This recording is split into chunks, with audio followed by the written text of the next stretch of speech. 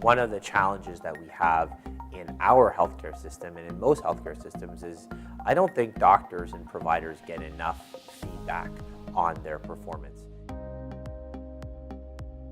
So the Echo Wisely study actually was created to address the concern about rising unnecessary use of cardiac testing. So we know that in Ontario, that the rate of increase of echocardiograms was about 6 to 8% per year. And overall in Ontario, that represents about $200 million a year that we spend on this very common heart test. Now, used in the right circumstances, echocardiograms are critical in the diagnosis and management of heart disease.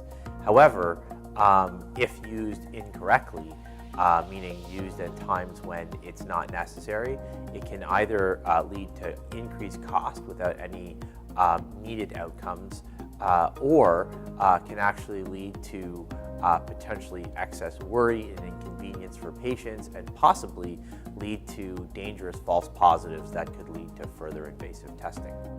We gave intervention arm cardiologists and primary care doctors education in the form of a video, an app on their phone, as well as monthly performance reports on their use of this common test.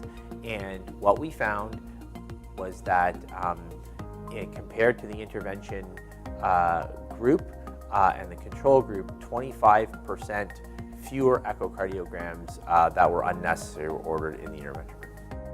I'd like to think that Echo Wisely can start a culture shift in the way we think about data and performance in our health system.